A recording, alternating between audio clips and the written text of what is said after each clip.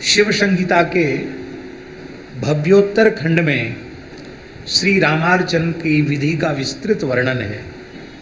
2 अध्यायों में कैसे पूजा करनी चाहिए, उसकी विधि क्या है, यंत्र का निर्माण कैसे करना चाहिए, इस सब की चर्चा है।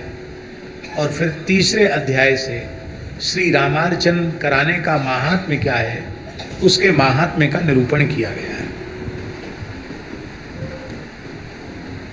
यह अत्यंत प्राचीन सनातन परंपरा है रामार्चन की, लेकिन किसी काल में दुर्भाग्यवश वह लगभग 100 वर्ष पहले लुप्त जैसी हो रही थी। तब श्री अवध के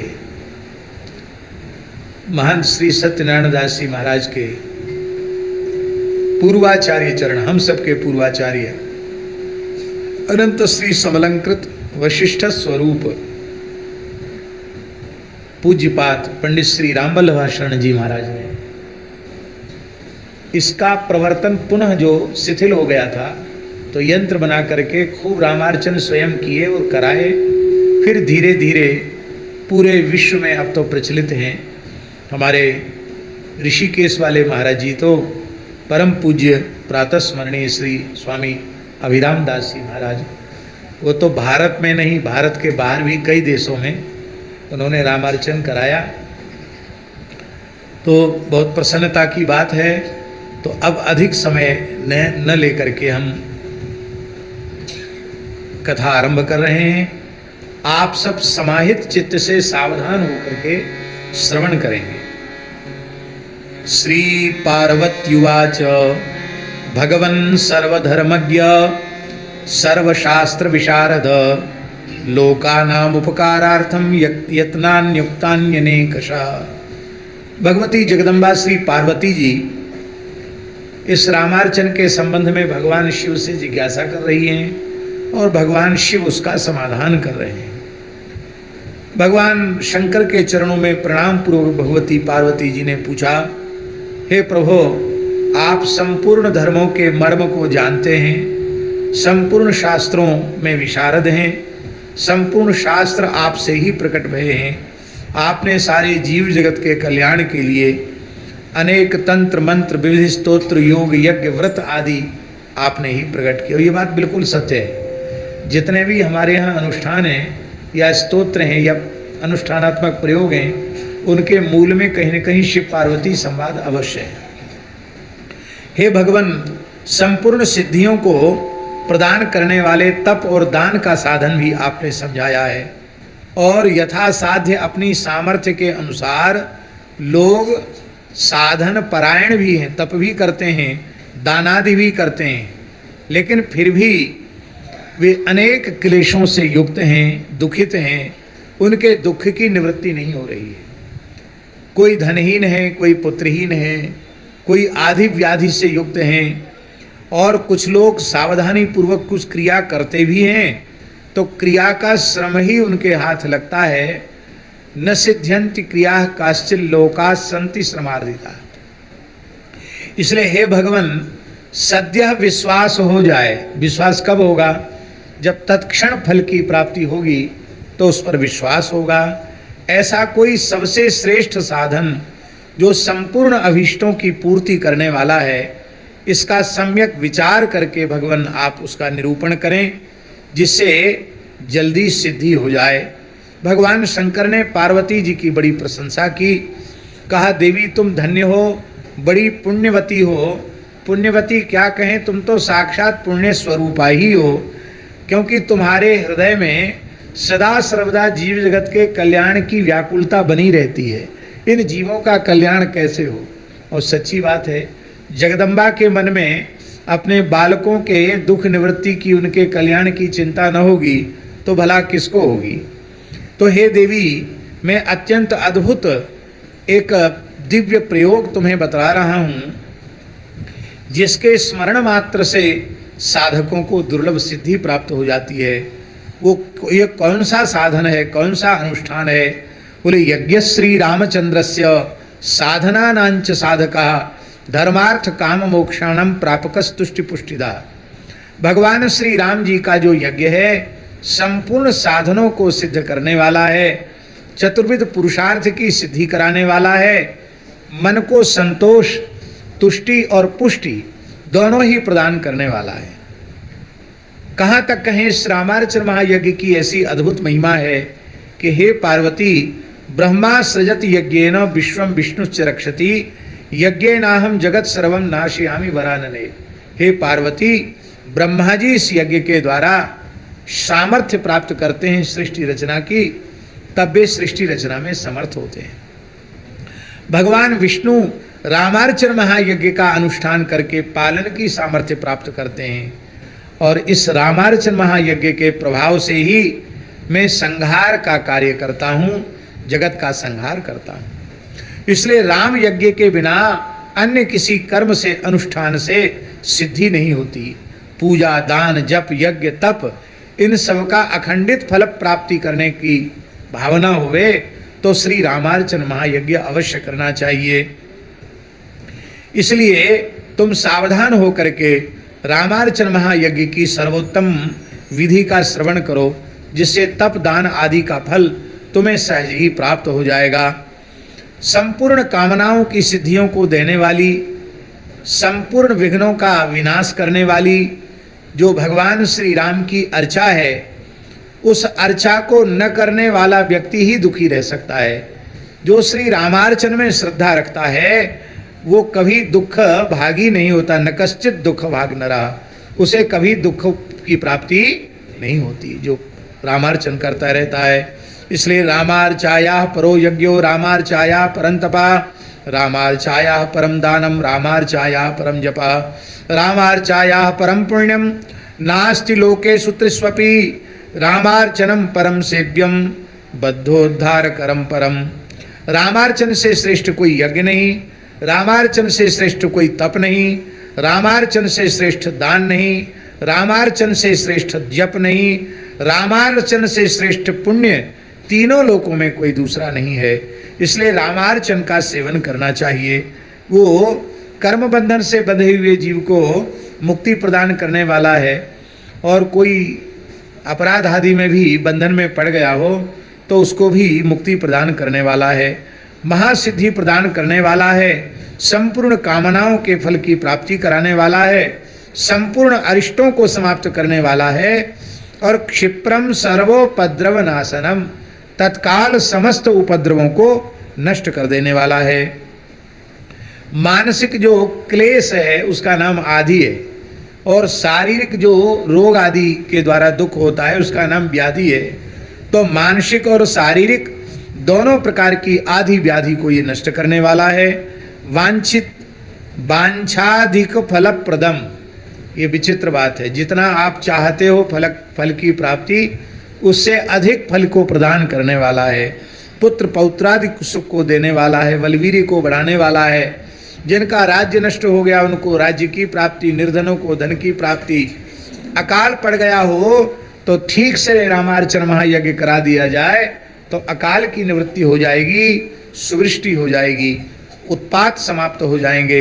शत्रु सैन्यों का नाश करने वाला है, मित्र वर्ग को बढ़ाने वाला है, महादारिद्र दौर्भाग्य को समाप्त करने वाला है, परम सुख प्रदान करने वाला है, सौभाग्य, संतति, ऐश्वर्य आदि को प्रदान करने वाला है, क्षय, अपस्मार, कुष्ठ आदि जो महारोग हैं उनको भी नष्ट करने वाला है। किसी पर बहुत ज़्यादा कर्ज का भार बढ़ गया हो तो रामार्चन करे तो कर्ज का भार भी उतर जाएगा। कोई ज्योतिषी किसी को बता दें कि तुम्हारे तो मार्केट चल रहे हैं, ग्रह बहुत खराब हैं, तो ग्रह विग्रह का भी वारण करने वाला है, क्रोध मात्सर्य को दूर करने वाला है, दोष दुर्बुद्धि को समाप्त करने वाला है, क्षमा, शौशील्य, सौहार्द आदि जो सद्गुण हैं उनको प्रकट करने वाला है रामार्चन यज्ञ। और जो श्रद्धा पूर्वक रामार्चन यज्ञ करते हैं उन्हें त्रिकालज्ञता प्राप्त हो जाती है, षड विकार उनके समाप्त हो जाते हैं। उनको अब ये तो बात हुई उनके लिए जो संसार की इच्छाओं को, कामनाओं की पूर्ति की इच्छा रखते हैं। मान लो कोई ऐसे महात्मा हैं जिनको संसार की कोई वस्तु चाहिए ही नहीं, का मांगूं कछु थिर न रहाई, तब उनके मुक्तिदंच मुमुक्षूणाम, जो संसार चक्र से छूटने की इच्छा रखने वाले हैं, उनको संसार चक्र से रामार्चन छुड़ाने वाला है, अगतियों को गति प्रदान करने वाला है, महासंकट से संतप्त लोगों को भी सुखी करने वाला है। हे देवी, रामार्चन से बढ़कर के दूसरा कोई साधन मुझे इस संपूर्ण शास्त्रों का आलोड़न विलोडन करने पर भी दूसरा दिखाई नहीं पड़ता है। इसलिए रामार्चन से ही श्रेय की प्राप्ति की कामना साधकों को रखनी चाहिए। और फिर किम हो मई सद्व्रतई तीर्थई किम तपोवी किमद्वरई किमर्च किमन्यैरर्चनैः उग्रैः साधनैश्च प्रयासदैः। फिर होम व्रत तीर्थ तप, बड़े बड़े यज्ञ जिनमें अवधि भी समय भी बहुत अधिक लगता है, व्यक्तियों को भी अधिक आवश्यकता है, धनादि की भी बहुत अधिक आवश्यकता है, लंबे समय तक चलने वाले यह अनुष्ठान उनसे बढ़कर के सबसे श्रेष्ठ श्री रामार्चन ही है। इसके सामने दूसरा कोई साधन इसकी बराबरी पर नहीं है। हे पार्वती, मैं कहाँ तक कहूँ, यम यम चिंतयते कामम तम तम प्राप्नोति निश्चितम अन्यानि यानि लोकेस्मिन् साधनानि बहुनि च। जो साधक के मन में, अर्चक के मन में जो कामना होती है उसी की पूर्ति इससे हो जाती है। यदि रामार्चन न करे, अन्य अन्य साधन करे, तो कल्प कोटि में भी, हजारों कल्प करोड़ों कल्पों में भी उसको सिद्धि प्राप्त नहीं होती है। जैसे ग्रहों में भगवान सूर्य सबसे श्रेष्ठ हैं, जैसे नक्षत्रों में चंद्रमा सबसे श्रेष्ठ हैं, ऐसे ही जितने वैदिक अनुष्ठान अर्चन हैं उनमें रामार्चन सबसे श्रेष्ठ है।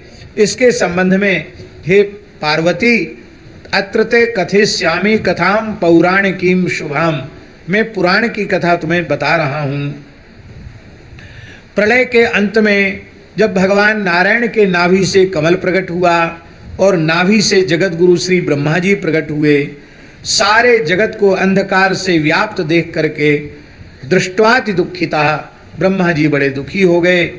एकाकी कमल पर विराजमान थे, बारंबार विचार कर रहे थे कि मैं क्या करूं।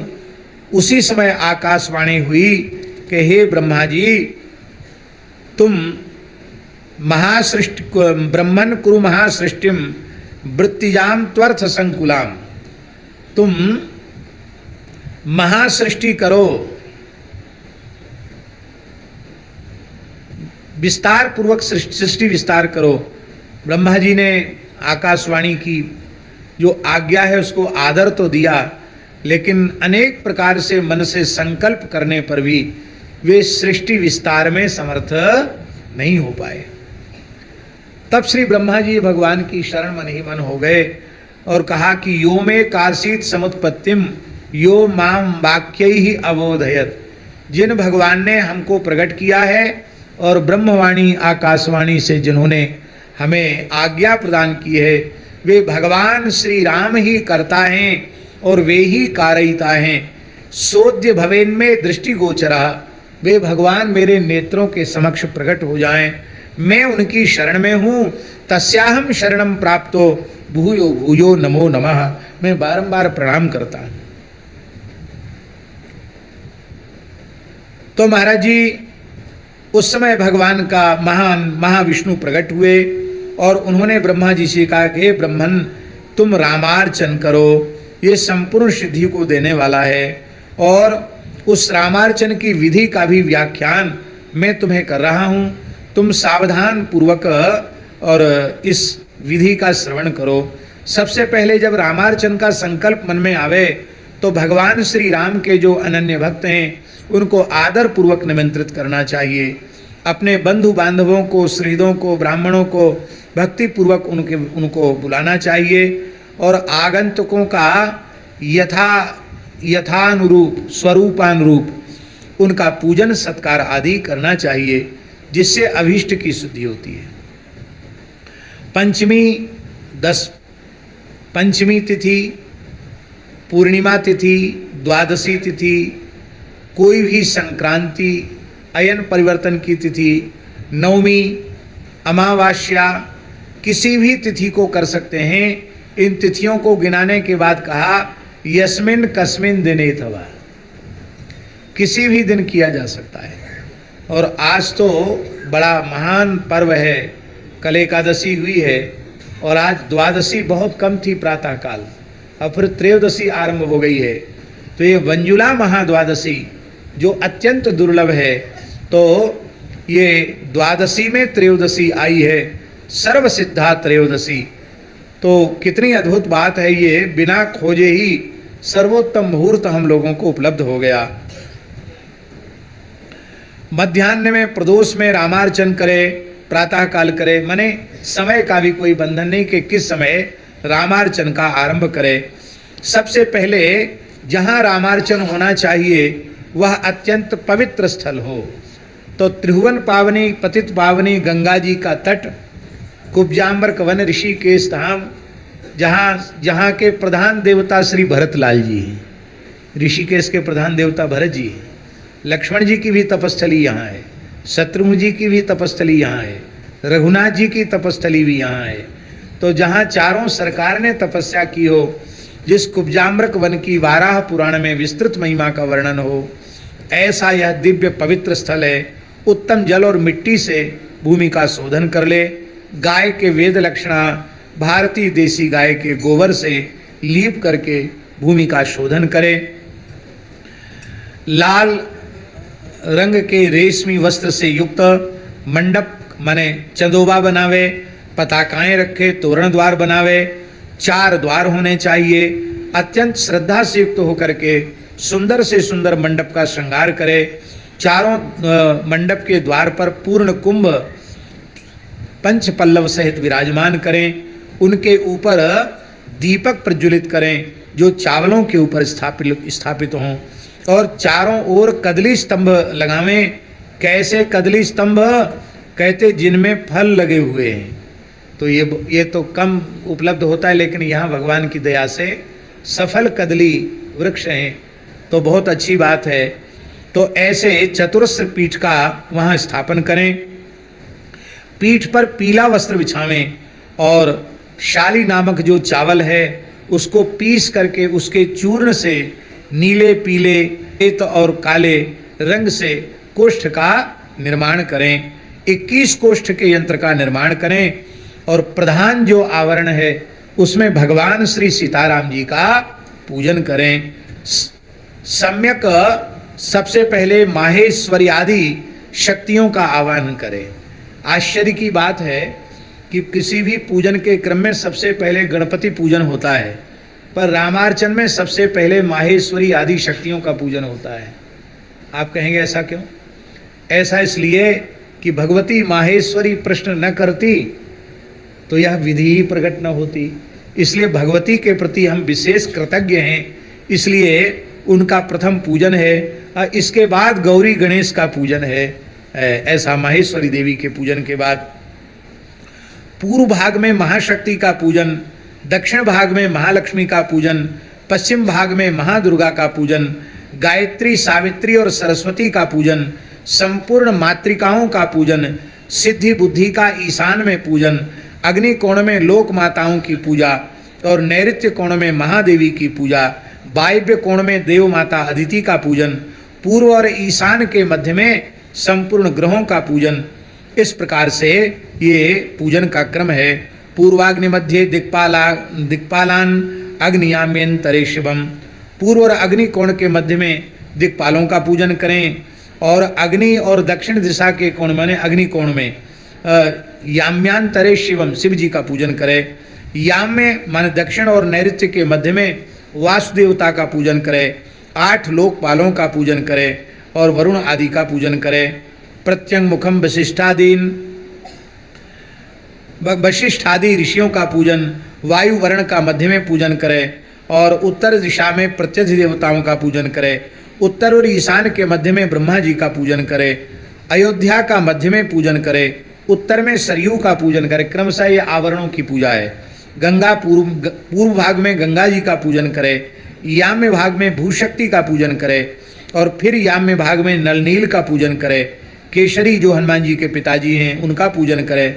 सुषेण नामक जो बानर हैं उनका पूजन करें। ऋक्षराज जामवंत जी महाराज का पूजन करें। यंत्र में अंगद जी का पूजन करें। वानरराज सुग्रीव जी का पूजन करे। पश्चिम में विमला आदि जो भगवती श्री जानकी जी की शक्तियां हैं, सुरति शक्ति विमलादि रहत नित आज्ञाकारी, जिसको अग्र स्वामी जी ने ध्यान मंजरी में कहा, विमला आदि शक्तियों का पूजन करे।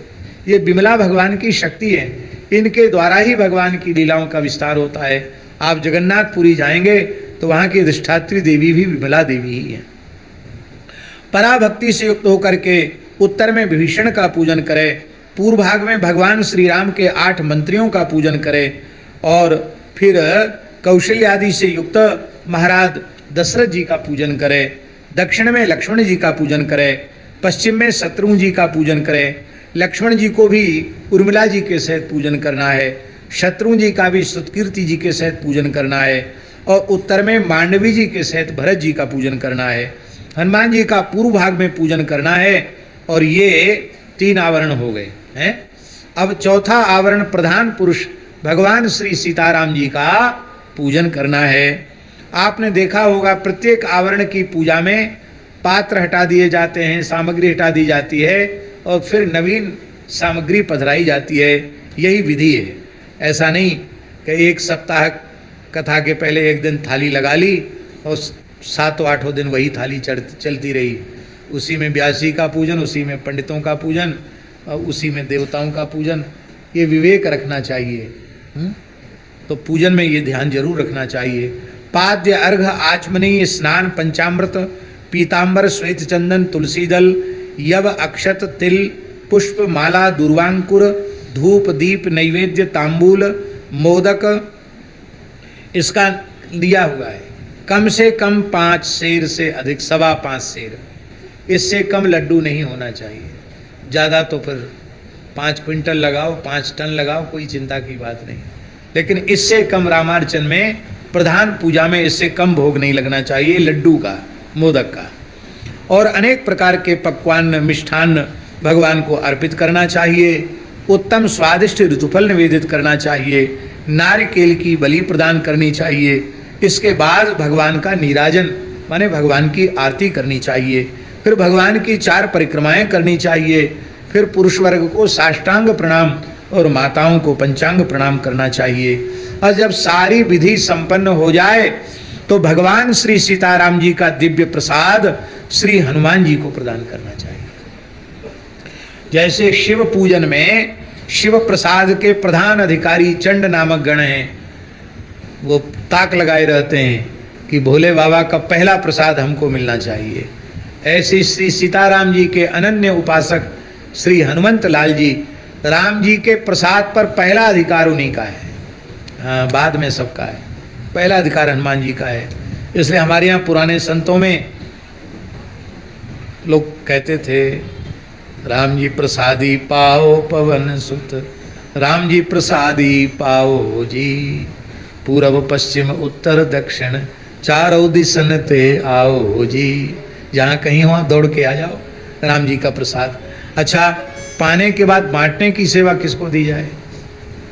बांटते भी हनुमान जी ही हैं।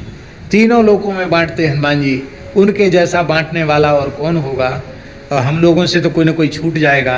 तो सब देवी देवता ऋषि मुनि वो प्रसाद के इच्छुक हैं। हनुमान जी प्रसाद लेकर फिर सबको प्रसाद देते हैं।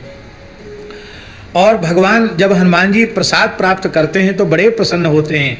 प्रहष्टो वायु तनयो वांछितार्थम प्रयच्छति, फिर यजमान के अभीष्ट की सिद्धि वे तत्काल कर देते हैं। कहते हैं रामार्चन विधान भक्ति पूर्वक करे, ऐसा नहीं कि अपना मकान दुकान जमीन जायदाद बेच के करे। यथा विभव विस्तारो, आपके पास जैसी सामर्थ्य हो उसके अनुसार करें। पर एक बात मोथा जी लिख दी है, वित्त साठ्यम न कारयेत। यथा विभव विस्तारे से कंजूसों को कहीं अवसर न मिल जाए, इसलिए लिख दिया वित्त साठ्यम न कारयेत, कंजूसी न करे। सुंदर मलयागिरी चंदन भगवान को अर्पित कर सकता है केसर कर्पूर युक्त, तो फिर रंग बदल डाल करके अथवा गौ छाप रंग डाल करके अथवा वो कुमकुम डाल करके उसको लाल पीला करके भगवान को न चढ़ावे।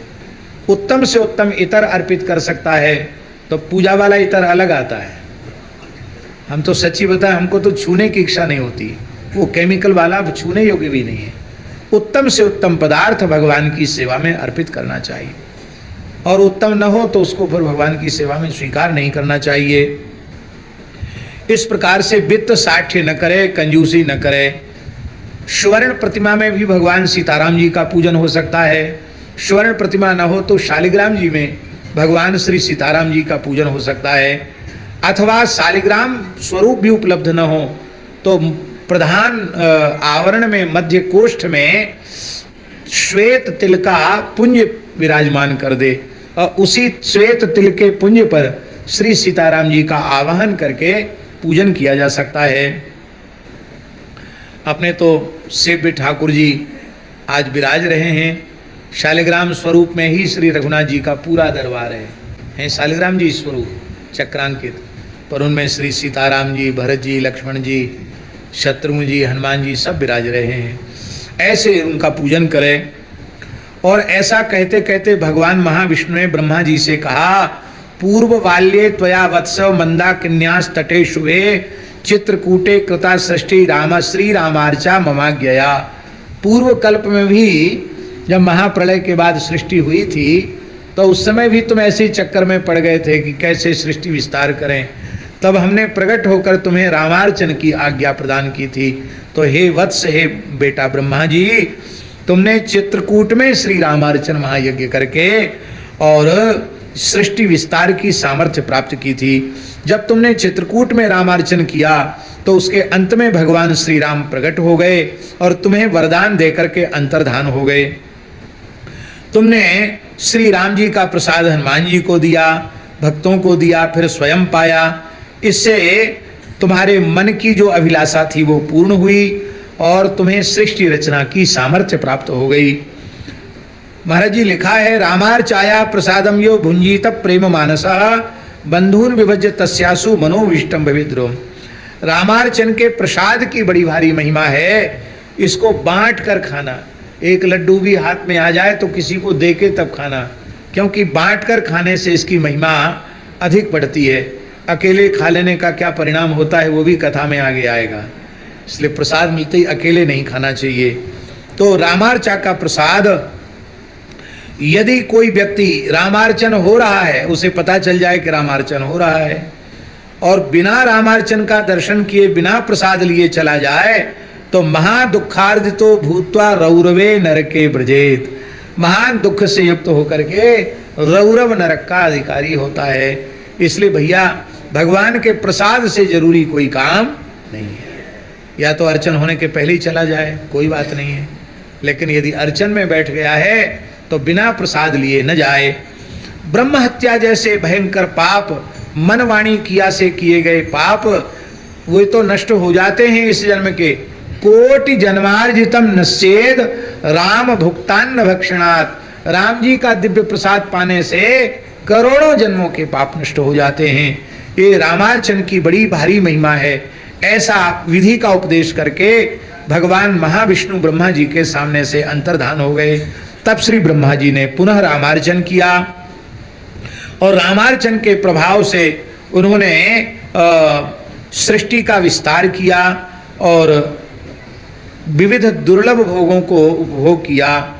यह श्री रामार्चन महात्म्य का तृतीय जो पुष्प है वो भगवान श्री सीताराम जी के चरणों में समर्पित है। श्री सीता रामचंद्रार्पणमस्तु।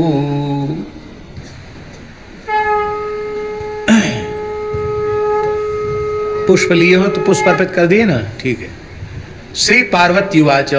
पार्वती जी ने कहा, महाराज बहुत प्रसन्नता हुई, आपने पूरा यंत्र देवताओं के पूजन का क्रम विधि सब आपने बताई। अब हम ये भी जानना चाहते हैं कि रामार्चन महायज्ञ पहले किस किस ने किया। मुझे बहुत हर्ष की प्राप्ति हो रही इसके महात्म्य के श्रवण से। भगवान शिव ने कहा कि हे भगवती पार्वती, मैं संपूर्ण पापों को समाप्त करने वाली, कल्याण का विस्तार करने वाली सुंदर रामार्चन महात्म्य की कथा को तुम्हें सुना रहा हूँ। सबसे पहले ब्रजवासी की कथा है, सुन लो। सबसे पहला भगत ब्रज का है, रामार्चन कराने वाला ठाकुर जी। हाँ, कश्चित वसति धर्मज्ञो ब्राह्मण मथुरापुरे नाम नाम पृथुक विख्यातो महारोगेण पीड़िता। मथुरा का एक ब्राह्मण था, ब्रजवासी था, उसका नाम था पृथुक और महारोग से पीड़ित था। बहुत से लोग ऐसे होते हैं जिनको कोई बीमारी हो जाती है और दवाई लिया, कुछ थोड़ा पूजा पाठ जपदान कराया, ठीक हो गए। अब कुछ लोगों का ऐसा होता है, जन्मजात रोगी होते हैं कि जितनी दवाई करते चले जाएं आधी व्याधि उतनी बढ़ती चली जाती है। एक महापुरुष ने हमको बताया, ब्रज के बहुत उच्च कोटि के महापुरुष हैं, परम पूज्य प्रातः स्मरणीय श्री माधव बाबा, माधवदास बाबा मुखराई वाले। उन्होंने कहा हमारे पितामह जो थे वो ज्योतिष शास्त्र के बहुत बड़े पंडित थे। तो उन्होंने हमारा जन्मांग बनाया तो कहा ये जातक, इसके जेब में पैसा तो एक भी नहीं रहेगा, पर दवाई जरूर रहेगी, ये जीवन भर दवाई खाएगा। तो वो पैसा तो छूते ही नहीं, माताओं का मुख नहीं देखते, पैसे का स्पर्श नहीं करते, तो पैसा रहने का तो काम ही नहीं, अपने आप ही खत्म हो गया। और कुछ न कुछ शरीर में रुग्णता बनी रहती है। हमारे ब्रज की निधि हैं, बहुत अद्भुत संत हैं, उनको हम प्रणाम करते हैं। सहज हमें उनका स्मरण आया तो कुछ व्याधि ऐसी होती है जो जन्म से लेकर मृत्यु तक कुछ न कुछ शारीरिक व्याधि बनी रहती है। उस ब्राह्मण ने, विद्वान ब्राह्मण था, इसलिए उसने अनेक यत्न किए, औषधियाँ भी लीं, जप पाठ आदि दान आदि भी किया, लेकिन नमुक्तो रोग बाधाविर महा दीन मनोद्विजा, वो रोग से मुक्त नहीं हुआ। ब्राह्मण बहुत दीन मन वाला हो गया। बहुत से लोग ऐसे होते हैं जो बीमार पड़ते हैं तो पूरा ध्यान बीमारी पर लगा देते हैं, उनको ज़्यादा समस्या होती है। जो लोग शरीर पर ज़्यादा ध्यान न देकर, बीमारी पर ध्यान न देकर भगवान पर ध्यान देते हैं, प्रारब्ध का भोग तो उनके शरीर में भी आता है, लेकिन वो उतना पीड़ित उनको नहीं करता। और जो शरीर को लेके बैठ जाते हैं उनको तो भारी कष्ट है, वो तो हाय हाय करते ही उनको बीतता है। ये बेचारा ब्राह्मण भी ऐसा ही था, शरीर को लेके रोता रहता था, बैठा रहता था। उसने देखा कि रोग बाधाओं से मेरी मुक्ति नहीं हुई, तो इससे, इस जीवन से तो मृत्यु अच्छी। पर विद्वान ब्राह्मण था, आत्महत्या करके मरूंगा तो भयंकर प्रेत योनि प्राप्त होगी, इसलिए मैं आत्महत्या करना तो पाप है, ये ठीक नहीं। मैं घोर जंगल में चला जाऊं, कोई शेर चीता खा जाए तो अपने आप खा जाए तो खा जाए, तो उस आत्महत्या का पाप भी नहीं लगेगा। इस तरह से वो वहाँ से, मथुरा से चल करके और घूमता फिरता हुआ श्री भृगुजी महाराज के पुत्र महर्षि जो ऋचिक हैं, उन ऋचिक महर्षि के आश्रम में वह आ गया। महर्षि ऋचिक माने परशुराम जी के बाबा, ऋचिक परशुराम जी के पिता जमदग्नि, जमदग्नि के पिता महर्षि ऋचिक। और महाराज चरणों में प्रणाम करके रोने लग गया। ऋचिक ऋषि महर्षि ब्रह्मर्षि ऋचिक ने कहा कि हे पृथुक ब्राह्मण, तुम क्यों रो रहे हो? उसने कहा महाराज मेरा नाम पृथुक है, मैं मथुरा में उत्पन्न हुआ हूँ और क्या करूँ, मेरा प्रारब्ध ही ऐसा है, जन्म से ही महारोग महाव्याधियों से पीड़ित हूँ। ये मेरे रोग कैसे नष्ट हों, आप कृपा करके बताओ। रामार्चन विधि का तो भगवान श्री ऋचिक जी ने कहा, श्रुत्वा कृपान्वितो विप्रो रामार्चांकुरु प्रोक्तवान। महर्षि ऋचिक ने कहा कि तुम रामार्चन करो, तुम सारे पाप नष्ट हो जाएंगे और उससे तुम व्याधि रहित हो जाओगे। तब पृथुक ने कहा रामार्चन विधि का वर्णन करो। तब श्री ऋचिक महाराज ने रामार्चन की संपूर्ण विधि का वर्णन किया और कहा कि देखो हे ब्राह्मण पृथुक, रामार्चन का कैसा महात्म्य है। कुशनाभ जो राजर्षि थे, कुशनाभ सुतौ गाधी ससुरो मम धर्मवित, मेरे ससुर कुशनाभ के पुत्र गाधी मेरे ससुर जी थे, क्यों गाधी की कन्या ही सत्यवती ऋचिक को ब्याही थी। उन गाधी को भी कोई संतान नहीं थी, वे सदा दुखी रहते थे। और तस्य पुत्री मम पत्नी तयाहम परितोषिता, गाधी की बेटी जो सत्यवती है, सत्यवती नाम था ना, सत्यवती वो मेरी पत्नी, उसने अपनी सेवा से मुझे संतुष्ट कर लिया। तो मैंने कहा देवी तुम्हारी इस अद्भुत अनुपम सेवा से मैं प्रसन्न हूँ, तुम कोई वरदान मांग लो। तो उसने कहा महाराज आप यदि प्रसन्न हैं तो आपके स्वरूपानुरूप एक पुत्र की हमें प्राप्ति हो जाए और मेरी माँ को भी एक पुत्र हो जाए, माने मुझे एक भाई भी मिल जाए, मैं भी पुत्रवती हो जाऊं और मैं भ्रातृवती हो जाऊं, मेरी माँ भी पुत्रवती हो जाए। भृगु जी ने कहा कि बिल्कुल ठीक। भृगु जी बता रहे हैं कि ऋचिक ने कहा कि ठीक है, ऐसा ही होगा। तो अब ऋचिक जी विचार करने लगे कि मैंने वरदान तो दे दिया, लेकिन इसकी अभीष्ट की सिद्धि कैसे होगी। तो ऋचिक जी महाराज अपने पिता श्री भृगु जी के पास गए और भृगु जी से सारी बात बताई। भृगु जी ने कहा कि इसकी सबसे उत्तम विधि यह है, रामार्चन प्रेम पूर्वक करो और 2 चरुओं का निर्माण करो, एक अपने पत्नी के लिए पुत्र का संकल्प करके और एक अपनी सास के लिए पुत्र का संकल्प करके 2 चरुओं को प्रकट करके भगवान को निवेदित करो और फिर जिसका भाग उसको दे दो, तो इसकी पूर्ति हो जाएगी। तदा राम प्रसादस्य भक्षणात् राम गादिवल्लभा गर्भम दधार धर्मज्ञस्तस्या पुत्रो भवत किल विश्वामित्रेति विख्यातो योभूत छत्रा द्विजर्षभम। महाराज जी, अब वो रामार्चन तो क्या कहना, ऋचिक महाराज कराने वाले हैं। सुंदर रामार्चन हुआ और प्रसाद जब अलग अलग दिया तो अपनी पत्नी को कहा ये तुम्हारा भाग है ये प्रसाद का और ये तुम्हारी माँ का भाग है। वो बेचारी बड़ी भोली थी, वो अपनी माँ के पास गई, बोली तो ये आपका है, ये हमारा है। तो उनकी माँ ने कहा कि देखो, पत्नी के प्रति स्वाभाविक प्रेम अधिक होता है, सास के प्रति उतना प्रेम नहीं होता है, पत्नी के प्रति ज़्यादा प्रेम होता है। तो तुम्हारे पति तो महान ऋषि हैं, उनको तो तपस्या करने वाला, वेद पाठ करने वाला, भजन करने वाला पुत्र चाहिए। तो तुम्हारे लिए जो प्रसाद निर्माण किया होगा ना, वो विशिष्ट मंत्रों से किया होगा, और हम तो सास हैं, हमको तो जैसा तैसा है कर दिया होगा। तो ऐसा करो बेटी कि तुम्हें जो दिया है वो तो हमको दे दो और हमारे लिए जो दिया है वो तुम ले लो, माने प्रसाद की अदला बदली कर लो।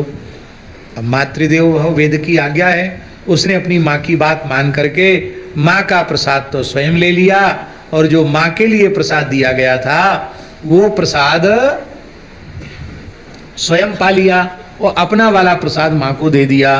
महर्षि ने कहा कि देवी तुमने तो अनर्थ कर दिया, देखो तुम्हारा जो तुमको जो रामार्चन का प्रसाद दिया था उसमें संपूर्ण ब्रह्म तेज की स्थापना की गई थी। महान ब्रह्मर्षि तुम्हारी कोख से जन्म लेने वाला था और तुम्हारी माता के गर्भ से भगवान विष्णु का संपूर्ण तेज, वैष्णव तेज प्रतिष्ठित किया गया था। क्षात्र तेज जो शासन करने वाला है वो प्रतिष्ठित किया गया था। अब तुमने उल्टा पलटा कर लिया, तो तुम्हारा पुत्र तो घोर क्षत्रिय कर्म करने वाला होगा और तुम्हारा जो भाई होगा वो चरु के प्रभाव से क्षत्रिय कुल में उत्पन्न होकर भी तप करके ब्रह्मर्षित्व प्राप्त कर लेगा, विश्वामित्र ब्रह्मर्षि पद को प्राप्त कर लेंगे। सत्यवती ने कहा महाराज इसमें हमारी गलती कहाँ है, आप लोग ही सिखाते हो, माता पिता गुरु प्रभु की बानी बिना ही विचार किए शुभ जानी। माता पिता गुरु इनकी बात बिना विचार किए करना चाहिए, मंगल होता है। तो माता की आज्ञा माननी चाहिए, इसलिए मैंने माँ की बात मानी। अब इसमें उल्टा हो गया तो मेरे अपराध को क्षमा करें। बोले देखो तुम बहुत भोली हो, बड़ी शीलवती हो, इसलिए अब हम इतना कर सकते हैं अपनी सामर्थ्य के अनुसार, वो प्रसाद का प्रभाव जो है तुम्हारे पौत्र में चला जाएगा। पुत्र तो तुम्हारा महान ब्रह्म तेज से संपन्न होगा, वे महर्षि जमदग्नि हुए और पौत्र के रूप में 10 अवतारों में भगवान श्री परशुराम जी प्रकट हुए। बोलो परशुराम जी महाराज की। तो एक ये भी विशेष बात है, रामार्चन के प्रताप से ही 2 विभूतियां प्रकट हुई, एक श्री विश्वामित्र जी महाराज राम जी के गुरु जी और एक श्री भगवान परशुराम जी महाराज। ये 2 विभूतियां रामार्चन के प्रसाद का प्रभाव है। कहते हैं कि इसलिए हे पृथुक तुम रामार्चन यज्ञ करो, उससे तुम्हारी सारी समस्याओं का समाधान हो जाएगा। अब तो वह पृथुक मरने का विचार छोड़ करके जंगल से मथुरा लौट आया और विधिपूर्वक उसने श्री रामार्चन यंत्र को प्रतिष्ठित करके और विधिवत श्रद्धा पूर्वक शास्त्र विधि से पूजन किया और नैवेद्य को श्रद्धा पूर्वक खाया तो उसके महारोग तत्काल समाप्त हो गए। और आज भी ऐसा है, श्रद्धा विश्वास पूर्वक रामार्चन का प्रसाद लेने से संपूर्ण आदि व्याधि नष्ट हो जाती है। अब तो प्रत्यक्ष में जब उसे लाभ का अनुभव हुआ तो उसने निश्चय कर लिया अब तो मुझे हर महीना रामार्चन करना है। तो प्रति पूर्णिमा में वो रामार्चन करता था, हर पूर्णिमा को रामार्चन करता था। और एक बार वो रामार्चन कर रहा था, पृथुक नाम का ब्राह्मण, उसी समय एक धीवर जानते हैं जो मछुआरा है, धीवर भी कहते हैं, कहीं कहीं निषाद भी कहते हैं, मछुआरा भी कहते हैं, केवट भी कहते हैं, अलग अलग क्षेत्रों में अलग अलग। बुंदेलखंड में ढीमर कहते हैं, ढीमर। तो धीवर शब्द संस्कृत है, उसी का अपभ्रंश होकर ढीमर हो गया। वो हिंसारथ था, बंदूक उसका नाम था। वो जा रहा था लोभपूर्वक धन कमाने के लिए, मथुरा होकर के निकला तो देखा मंडप मंडप बना है, पूजा हो रही है। तो वो ये नहीं जानता था ये रामार्चन हो रहा है, ना उसकी कोई श्रद्धा थी। बस उसकी तो ये थी कि इतना बढ़िया पूड़ी लड़ुआ कचौड़ी बर्फी मरती बालूशाही रबड़ी मलाई ये सब इतना बढ़िया पकवान भोग लगेगा तो भाई ये तो अच्छे उत्सव होते हैं, तो कुछ न कुछ पाने को प्रसाद, हाथ फैलाने पर प्रसाद, तो सब प्रसाद के सब अधिकारी हैं तो प्रसाद मिलेगा। तो वह पदार्थ के लौल्य के, प्रसाद का लौल्य नहीं था, पदार्थ का लौल्य था। और उसने खाया रामार्चन का प्रसाद और वो महाराज सौराष्ट्र की तरफ चला गया, गुजरात सौराष्ट्र। वहाँ महाराज जी एक शेर ने उस पर आक्रमण किया, उसको मार डाला। यमदूत आए उसको ले जाने लगे। उसी समय भगवान श्री राम के नित्य पार्षद नित्य साकेत से आ गए। पाशैर्वध्वा समाने तुम तदा श्री राम किंकरा आजग्मुस्तान प्रीपीड्योयम अयम शुद्ध सुधार्मिका। और कहा कि ये शुद्ध है, ये धर्मात्मा है, इसे कहाँ ले जा रहे हो, इसे नहीं ले जा सकते हो। यमदूतों ने कहा कि ये पाप विग्रह है, ये दंड के योग्य है, इसे गो हत्या का पाप लगा, ब्रह्म हत्या का पाप लगा, चोर है, हिंसा करने वाला है। बोले सब ठीक है, तुम जो कह रहे हो वो झूठ नहीं बोल रहे हो, सही बोल रहे हो। लेकिन भगवान श्री राम के अर्चन का प्रसाद पाने के बाद उसने कोई पाप नहीं किया, उसके बाद मर ही गया। तो अब उसके बाद रामार्चन का प्रसाद पाने से तो करोड़ों जन्मों के पाप नष्ट हो जाते हैं। तो वर्तमान जीवन के पाप तो नष्ट भये, पिछले जन्मों के पाप भी नष्ट हो गए। और प्रसाद उसके पेट में था तभी शेर खा गया। तो अब ये गुणाक्षर न्याय से उसका परम कल्याण हो गया। अब ये जो है अब तो भगवान श्री राम के नित्य धाम का ये अधिकारी हो गया। ऐसा कह करके भगवान श्री राम के पार्षदों ने पुष्पक विमान में उसको विराजमान किया। उस पृथुक को, क्या नाम था उसका, बंदूक, उसको विराजमान करके भगवान श्री राम के निकट ले गए। और यमदूतों ने जाकर के यमराज के सामने अपने पास मुगदर आदि सब अस्त्र शस्त्र पटक दिए। बोले अब नहीं जाएंगे हम, आप कहोगे भी कि अमुक व्यक्ति मरने वाला है उसको ले आओ, तो अब नहीं जाएंगे लेने। क्यों, बड़ी मार पड़ी है महाराज, जैसे तैसे बच के हम आए हैं। यह सुन करके श्री धर्मराज यमराज जो भागवत धर्म के आचार्य हैं, उन्होंने कहा बस इसके आगे मत बोलना, हम सब समझ गए। भगवान श्री राम के प्रसाद का यह दिव्य प्रभाव है। अपने दूत, हमारे दूत अज्ञानी हैं, ये भगवान के पार्षदों के प्रति, प्रसाद के प्रति इनका सद्भाव नहीं है, तो उनके अपराध की क्षमा याचना यमराज ने की। प्रणम्य राघवम, भगवान श्री राम को प्रणाम किया और दूतों से कहा सकृदेव कृतम रामो कीर्तनम पूजनम सकृत सकृत भुंजीत रामान्नम सवै त्रैलोक्य पावना सर्वैरघचैर मुक्तो पूजनीय सुरासुरैः। एक बार जिसने भगवान श्री राम के नाम का प्रेम से संकीर्तन कर लिया, पूजन कर लिया, रामार्चन का प्रसाद पा लिया, वो स्वयं पवित्र हो गए। इतना नहीं, वो त्रैलोक्य पावन है, त्रिभुवन को पवित्र करने वाला है। संपूर्ण पापों से मुक्त होकर के सुर असुर दोनों के द्वारा वह सम्मान पूजा का पात्र हो जाता है। रामार्चन के प्रभाव का वर्णन हम नहीं कर सकते हैं, इतनी रामार्चन की महिमा है। ये रामार्चा नहीं है, रामार्चा रूप में साक्षात श्री राम जी ही है। ये संपूर्ण सिद्धियों को देने वाले हैं। जो रामार्चन करते हैं, भगवान शिव कह रहे हैं पार्वती जी से, रामार्चाम ये प्रकुर्वन्ति देवी मानव सत्तमा तेवई राम स्वरूपास्यु पूज्या सर्व महर्षि। जो रामार्चन करते हैं वो राम जी के स्वरूप ही हो जाते हैं, महर्षि भी उनका आदर करते हैं। अब महाराज जी कितना पुण्य है रामार्चन का, अब कान खोलकर सुन लो, सोना मत। क्योंकि जब फलश्रुति सुनते हैं तो थोड़ा भाव ज़्यादा पुष्ट हो जाता है। अश्वमेधा युत शतम राजसूय शतायुतम। अयुत माने कितना होता है?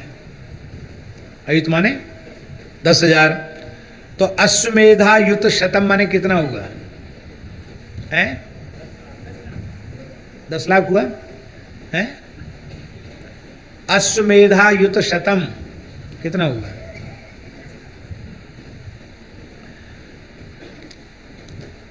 माने आयुत माने 10,000, 10,000 को 100 गुना कर दो, हैं? 10 लाख हो गया। भैया हम गणित पढ़े नहीं, सही बात बोलना। 10 लाख हो गए, ठीक है। 10 लाख अश्वमेध यज्ञ का पुण्य प्राप्त हो जाता है। और महाराज जी 10 लाख राजसूय यज्ञों का पुण्य प्राप्त हो जाता है। इतना ही नहीं, 10 लाख अश्वमेध, 10 लाख राजसूय यज्ञ का पुण्य भी रामार्चन प्रसाद के पुण्य के 16वें अंश की बराबरी नहीं कर सकता। और महाराज इतना रामम समच्च रामस्य प्रसादान्नम हनुमते यो ददाति प्रिये तस्य सर्वाभीष्टम प्रसिद्ध्यति। जो रामार्चन का प्रसाद हनुमान जी को देता है, हे भगवती पार्वती, उसके अभीष्ट की सिद्धि अवश्य हो जाती है। इसलिए विधि यही है, भोग लगाने के बाद आचार्य जी ने हनुमान जी को ही अर्पित किया, सब सामग्री हनुमान जी को अर्पित की जाती है। यद्यत् श्री रामचंद्राय प्रदद्यात् प्रीति मानसा तत्सर्वं वायुपुत्राय प्रदातव्यम विशेषतः। जो जो भगवान श्री राम को अर्पित करे वो सब सामग्री हनुमान जी को अर्पित करनी चाहिए। क्योंकि राम सिद्धि, राम जी के अर्चन की सिद्धि का साक्षात स्वरूप हनुमान जी महाराज हैं। इसलिए हनुमान जी को संतुष्ट करना चाहिए। यह शिव संहिता के भव्य उत्तरखंड के उमा महेश्वर संवाद का पृथुक और बंधुक उपाख्यान वर्णन नामक चतुर्थ पुष्प भगवान श्री सीताराम जी के चरणों में समर्पित है। श्री सीताराम जी महाराज की जय। अब 5वां अध्याय वर्णन किया जा रहा है। श्री पार्वत्युवाच केनान्येन कृतं स्वामिन् लोके रामार्चनम शुभम कथेस्व कृपा सिंधु महालाद करम परम। पार्वती जी ने कहा महाराज आपने बताया तो ब्रह्मा जी ने किया, पृथुक ब्राह्मण ने किया, लेकिन अभी हमारा मन भरा नहीं है, और 2-4 कुछ और सुनाइए, क्योंकि सुनने में हमें बड़ा आनंद है। भगवान शंकर ने कहा कि देवी अब एक वैश्य की कथा सुनाते। पहले तो ब्राह्मण की कथा सुनाई, अब एक वैश्य की कथा सुनाते हैं। हाँ, वैश्य की कथा भी प्रायः पुराणों में आती है, एक वैश्य जरूर आता है कोई ना कोई। उसका कारण ये है कि भाई धर्म कर्म का ठेका इन्हीं को भगवान ने दे रखा है, कमाओ और बढ़िया काम में खर्च करो। पर कहीं कहीं चतुराई ज़्यादा कर देते हैं व्यापार करने वाले लोग। तो फिर वो जैसे सत्यनारायण की कथा में जो था ना, क्या नाम था उसका, समाधि नाम का है, साधु नाम का वैश्य। नाम तो उसका साधु था पर महा असाधु था, बार बार झूठ बोलता था, तो उसको कितनी विपत्ति भोगनी पड़ी। तो महाराज ऐसे ही एक वैश्य की कथा आई है। पुरा देवी विशालायाम कश्चित वैश्यो वसत सदा। एक बार की बात है, विशाला नाम की नगरी में एक वैश्य था, उसका नाम था शरम। बहुत धनवान था वो, कोई सीमा नहीं थी धन की उसके पास, पर महा झूठा था, असत्य संयुता, बहुत झूठ बोलता था। देखो, और जितने असत्य हैं वे तो असत्य हैं ही। बहुत ध्यान से बात हम सबके सुनने समझने की है। कई बार लोग अच्छे आयोजनों में बढ़ चढ़ करके नाम लिखा देते हैं और अपने नाम की घोषणा करा देते हैं, मंदिर बनाने में और विद्यालय बनाने में और गौशाला बनाने में, सेवा में, यज्ञ में, भोज भंडारे में नाम लिखा देते हैं और तालियां बटोर लेते हैं, बाद में लेते देते कुछ नहीं है। ऐसे हमको भी ऐसे कई लोगों से अनुभव पड़ा है, यद्यपि हमने आज तक कभी कुछ मांगा नहीं, लेकिन फिर भी ऐसे लोगों को हम जानते हैं। तो वो ऐसे ही था, देवताओं के निमित्त प्रतिज्ञा करके, ब्राह्मणों के निमित्त प्रतिज्ञा करके, देने की प्रतिज्ञा करके भी उनका भाग उनको नहीं देता था। उसके उस भयंकर पाप से उसका संपूर्ण ऐश्वर्य नष्ट हो गया। और ये पाप केवल वैश्य नहीं, ब्राह्मण भी यदि ऐसा पाप करे कि गाय का भाग रख ले, ब्राह्मण का भाग रख ले, साधु का भाग रख ले, तो उस ब्राह्मण को भी उसका दुष्परिणाम भोगना पड़ेगा। इसलिए जो वस्तु जिस निमित्त आई है उसको उसी निमित्त देना चाहिए, और कभी दान में प्राप्त वस्तु का विक्रय नहीं करना चाहिए। आपके लिए उपयोगी नहीं है तो जो चाहता उसको दे दो, पर दान की वस्तु कभी बेचो मत। ये तो ब्राह्मणों को, देवताओं को देने की प्रतिज्ञा करके उसने नहीं दिया, इसी पाप के कारण उसका ऐश्वर्य नष्ट हो गया ब्रह्मचारी जी। और वो अति मलिन दुखी होकर के, भूख प्यास से व्याकुल होकर के महादरिद्रता के दुख को सहन करने लगा। अंत में उसने सोचा कि इस जीवन से तो मर जाना अच्छा है, तो कहाँ मरूं जाके, तो हिमालय में मरने की बात सोची उसने। तो शरम नाम का वैश्य हिमालय में बद्रिक आश्रम गया महाराज जी। वहाँ जाकर के वहाँ भगवान बद्रीनाथ का उसने दर्शन किया।